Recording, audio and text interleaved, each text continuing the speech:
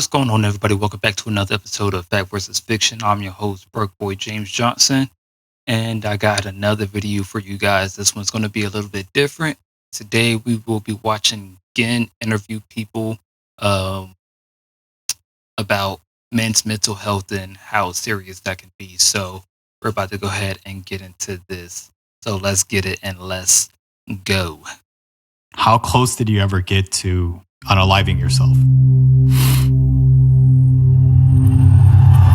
Men are dying a silent and slow death of loneliness. And I've gotten really tired of the thousands of videos repeating the same thing. I have no friends. No friends, no social life, no job. Nobody cares about you in this world. They say loneliness is as bad for your health as smoking 15 cigarettes a day, and how 15% of young men today don't have any friends. But again, why?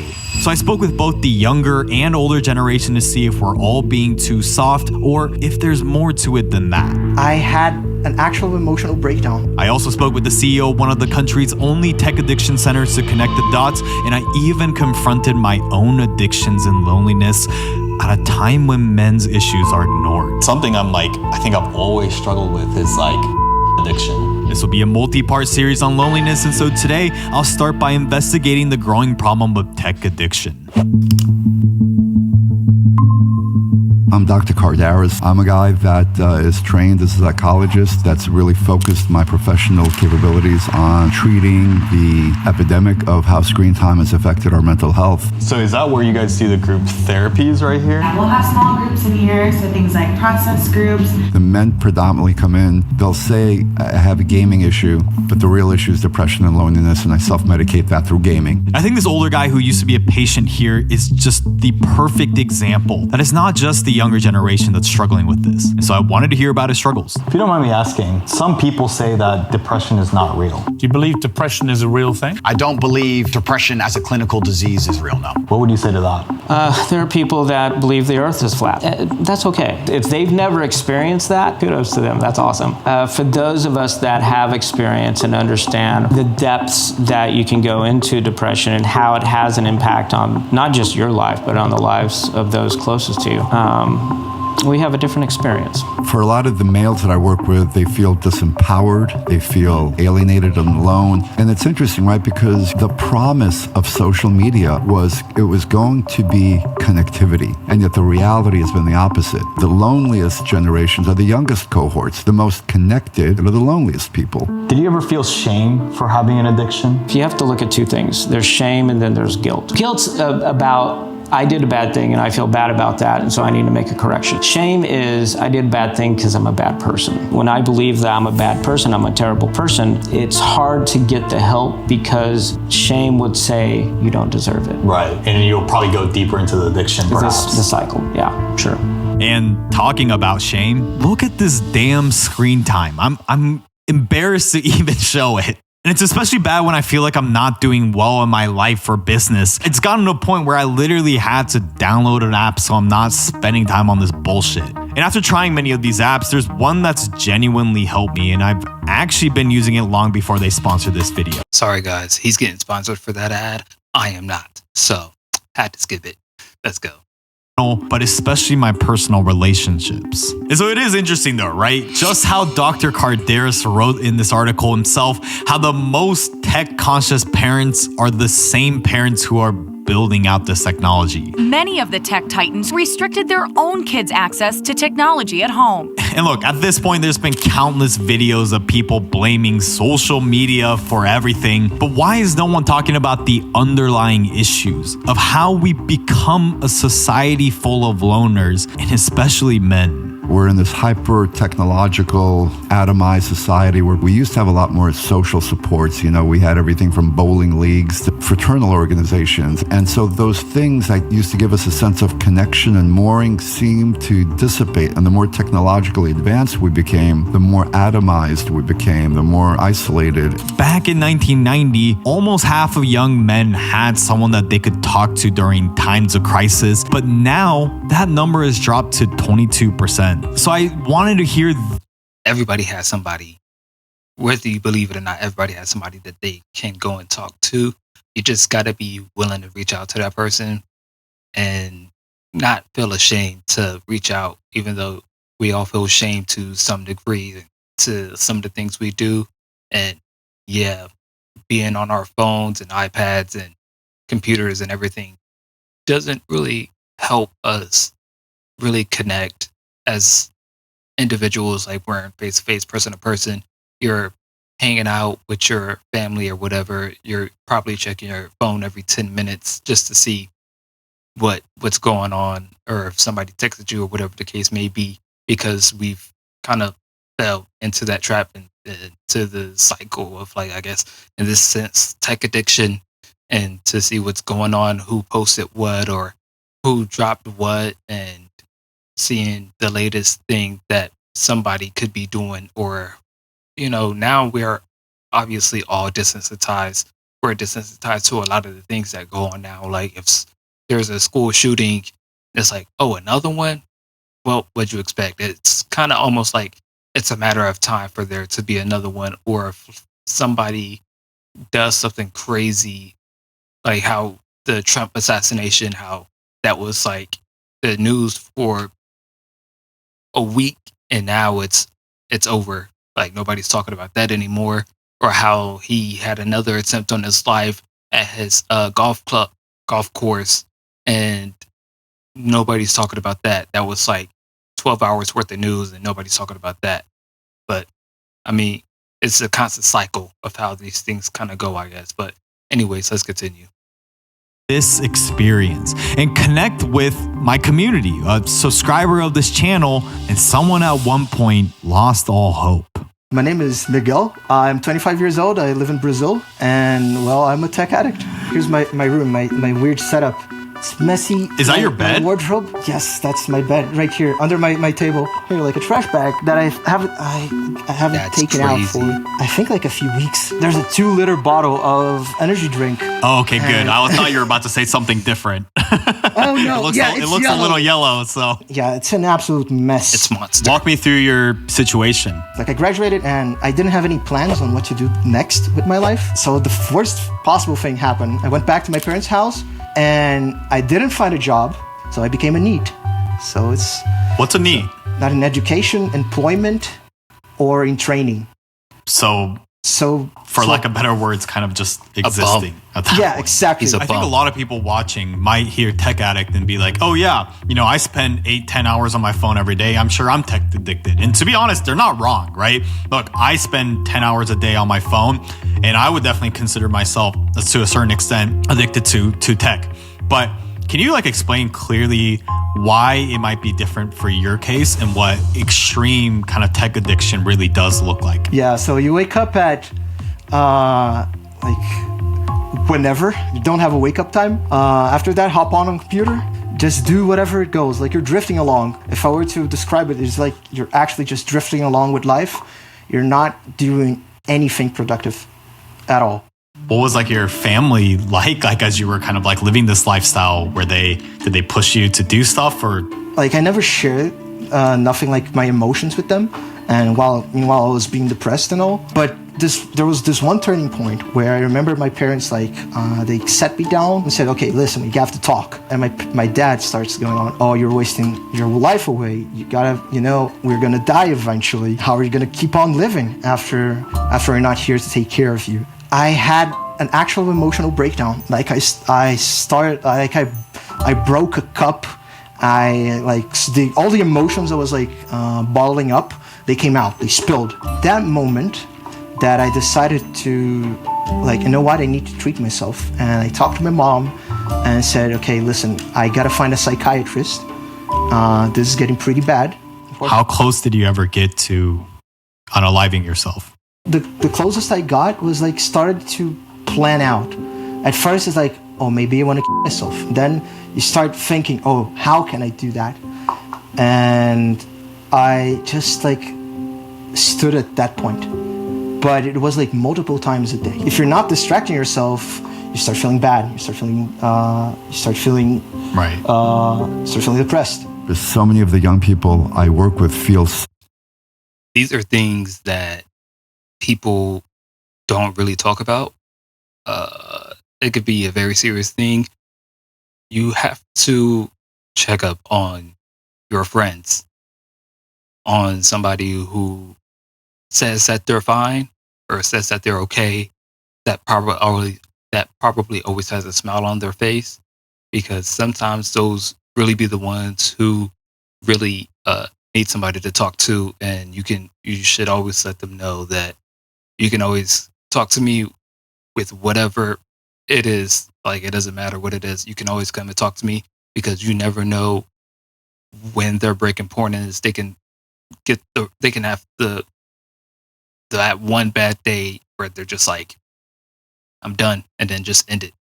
So regardless of whoever you talk to, just make sure you talk to somebody, and always be present. Anyways, let's continue.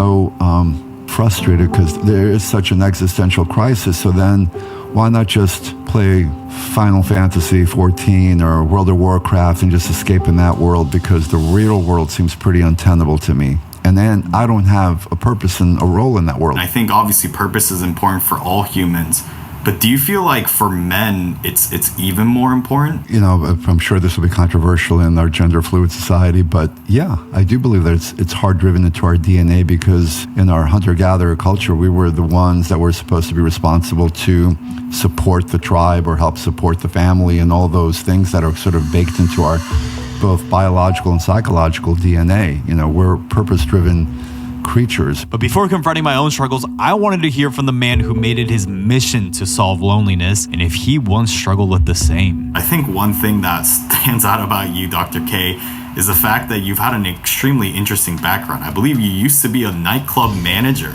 In that instance, how did you deal with loneliness? It seems like, if anything, your job was all about being around people. I got out of school and I was adrift. I was going through a bit of an identity crisis, and I happened to be I was a pretty accomplished martial artist. I got my black belt in karate, and because of that, when I graduated college and I was totally adrift, I got a job as a doorman at a nightclub in Manhattan, the Copacabana, the original Copacabana nightclub. Oh my. But I had social anxiety and I hated crowds, and part of what led me into substance addiction was when I took a substance, it helped relieve me of that chronic feeling different or not comfortable in my own skin. I'm an introvert by nature in an extroverted career, so I needed to be numb. I had essentially a fatal overdose where I was in a coma for 2 weeks, had a near-death experience, and came out of that saying, okay, things feel very different and I've got to make significant life changes. And that's when I went back to graduate school and devoted my life for the last 30 years to helping people who struggle in a variety of ways. And so if Dr. Kardaras proves anything, is that oftentimes the man that you want to be is on the other side of your darkest moments. And so was Mike able to find this version of himself? But before we get into that, first, I wanted to confront my own demons. Because going into this, I thought therapy was bullshit. I think there is something to over-identifying and dwelling on problems over and over and over again that I think makes the problems worse rather than improves it. Yeah, with therapy whores or prostitute. I mean, the same way that you pay, somebody might pay someone for sexual support, people pay a therapist for emotional and psychological support, and we willingly accept that, but there's something transactional and inauthentic about that. We should be leaning back towards the way we used to get through our issues, which was strong social ties. So I get it if that's controversial, but look, as always, I did want to and went into this with an open mind. Because like I said before, my priority isn't whether I look stupid or not. The last thing I wanted to fall back into are my habits and my patterns and why I'm where I am right now instead of where I want to be. Can you give me a little bit of history about like your background, where you grew up, your family, things like that? Sure, yeah. I was born and raised in Portland, Oregon. My dad was... Well, before he gets into all of that, I would want to say, if you need therapy, if you think therapy is going to help you, you can go there. You can go do that. Maybe it'll help you. Maybe it won't. Again, you can go talk to a friend, your closest friend, your mom, your dad, your brother, your sister, your cousin, your aunt, your uncle, auntie, uncle, your grandma, your grandpa. If you don't feel comfortable giving somebody your money to talk to for an hour when you can go talk to somebody who you know and talk to them for 2-3 hours at a time, whatever the case may be. But if you think that's going to help you, don't feel discouraged, and whatever the case may be. Everybody has their issues, everybody has their trauma, everybody has their struggles. That's okay, part of life. We have to learn and grow from that, from these experiences, including myself. I have my own faults as well. But, anyways, let's go ahead and continue this video. Was a physician, and my mom was a stay-at-home mom. Grew up with 2 sisters, so I'm a middle child. That's why I probably make content. It's because I crave attention. Yeah. And how was school for you? It's good. Honestly, I got pretty good grades. I was a good student, but I definitely had a lot of a rebellious phase. Tell me what that looked like. Yeah, I don't know. I think I was just always getting in trouble, whether it be cussing in class or just being a menace. Okay, it's kind of that attention-seeking thing. Yeah, I think so. Okay. To be honest, it's difficult for you to get the stimulation that you need. Are you somebody that's always looking for that? Yeah. Okay. Definitely. I always like to say a lot of content creators there's 2 things. 1, a lot of them have ADHD. Yeah. 2, they never really fit in, and 3, they have an ego. Okay. So I might explain that. Do you feel like those things? Yeah, definitely. Okay, got you. Definitely. Do you remember any experiences with bullying or being ostracized or outcast or anything like that? Yeah, definitely. I mean, I grew up in Portland, so it's the whitest city in America. Sure. I'm used to being the only Asian, whether that be soccer, school, groups. Yeah. And I really, really struggled with that. I had this big kind of inferiority complex. And I think I made myself a victim in many ways. When you say that you made yourself a victim, what did that look like? I didn't really stand up for myself. Okay. I think it made me an easy target. Is there anything else that you feel is important for me to know about you in order to be able to kind of help you best? I really started becoming a lot more conscious of my screen time and tech addiction. I've noticed that whenever I've been getting stressed this year, I've kind of used technology as a gateway so I don't have to think. Yeah. Any dating apps? No. I have girlfriends though. Okay, gotcha. Or how about any online gambling? No. Okay. No, never really gotten that. Okay. The other thing that we'll screen for too is for pornography. Yeah, to be honest, I've struggled with that. Okay. I think I really do struggle with that. Not I actually actively try not to watch porn. But yeah, I think that's something I've always struggled with. Sure. Are you finding yourself distracted from work or not able to engage with your partner or something like that? Whenever I do get stressed, that kind of seems to be the impulse to make myself feel better. Yeah. Yeah, that's something I think I've always struggled with is I guess prawn addiction. Yeah. I can definitely, understand how that would. That's it's kind of funny. I only say that because it's the fact that he's actually talking to somebody face to face, and he said prawn instead of what the therapist had said with the OR instead of the RO because of the TOS of YouTube and stuff like that. So I thought that was kind of funny that he was consciously aware of that. But I guess it's one of those things you just kind of notice. But anyways, let's continue. Create some distress, right? You're engaging in something that's actively kind of going against who you are or what you believe in or what you believe is right. And so on the back end of that, it's going to create a lot of shame. And so that cycle can self-perpetuate itself, right? For sure. If we don't have a good way to get that need met of connection in our day-to-day life, we're going to start supplementing that in some way so that we don't end up losing. I will say they say addiction is a disease, right? So you have to feed this disease, whether it be tech addiction or gaming or smoking or drinking or whatever else drug there is. So you have to do it in a way that will do it in a positive way that will still release those same hormones. So sometimes they might say exercise or play chess maybe, or collect what is it, stamps or whatever, baseball cards or Pokemon cards, whatever you're into, something that's a positive, you can do research or read a book or something that will release like those same hormones, that you'll get the same fulfillment instead of doing these negative things that will impact your health in a negative way later on. And you do those positive things that will help you later on in life. And yeah, so anyways, let's continue. Our minds, right? Imagine I'm feeling really lonely, right? And instead of maybe calling an old friend because that's too much anxiety inducing or whatever, I decide to, go get drunk and smoke a little weed, whatever.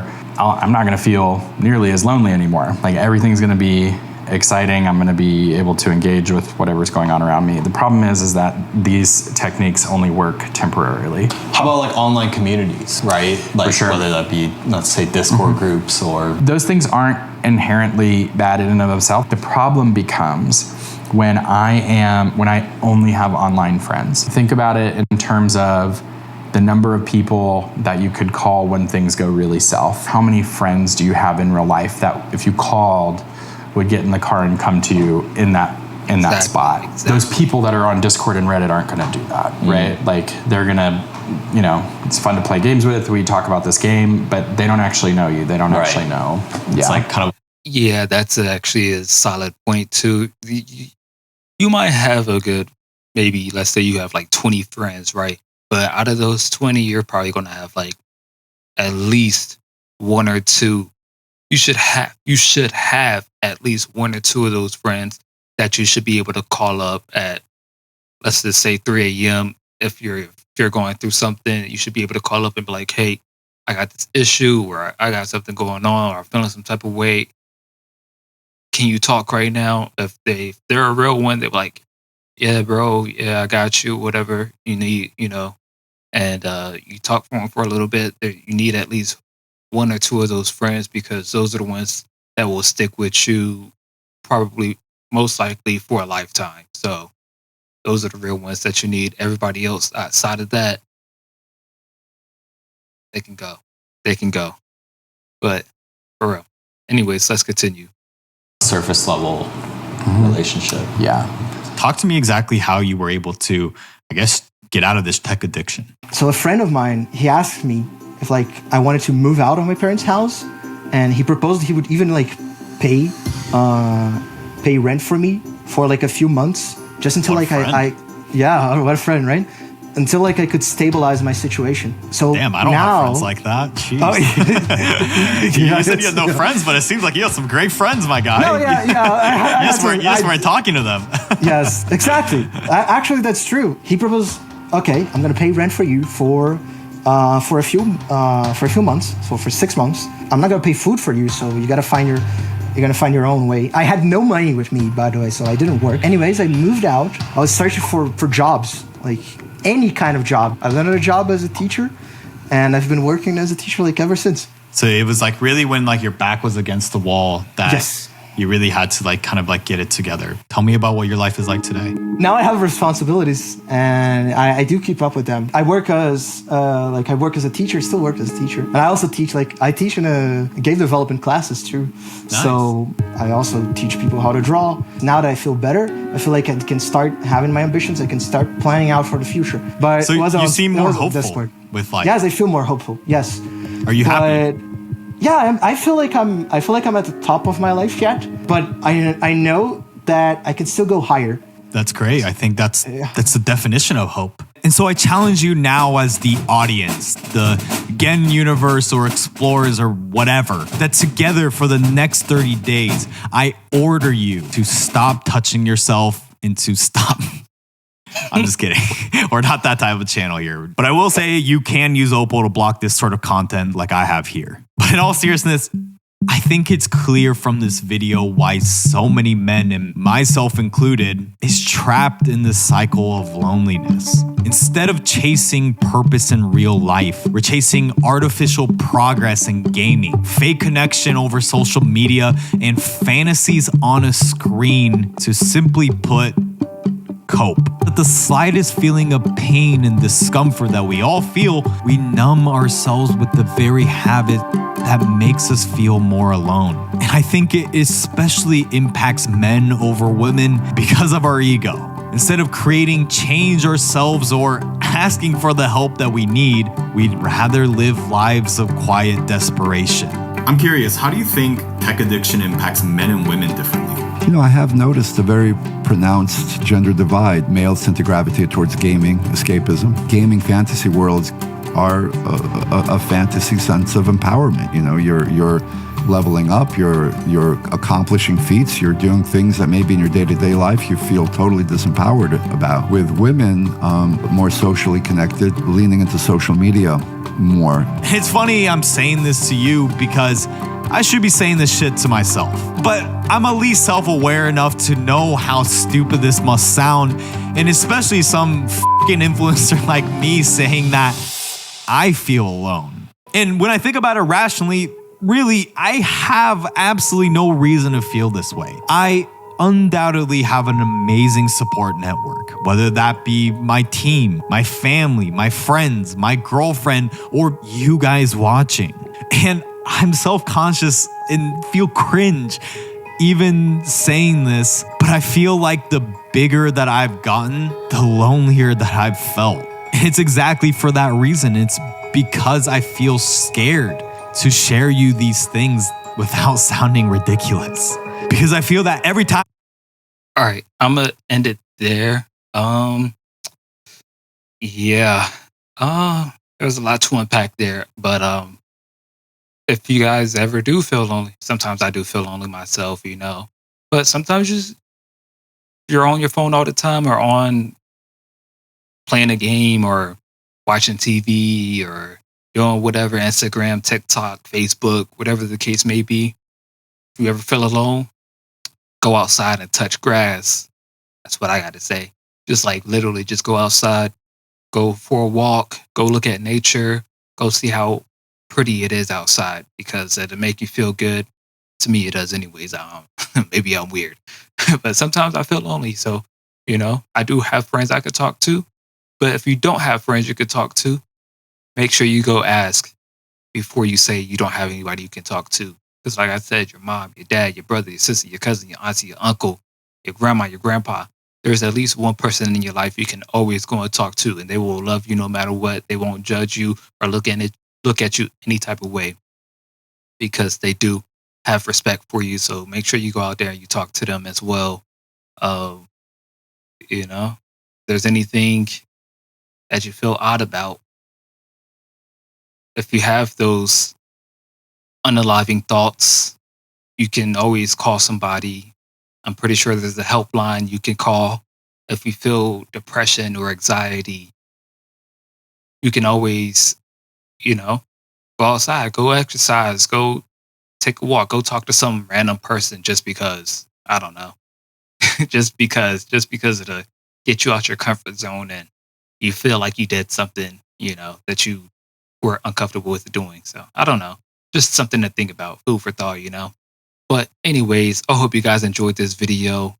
If you did, make sure you hit the like button, comment down below, subscribe. I will see you guys in the next episode. And guess what?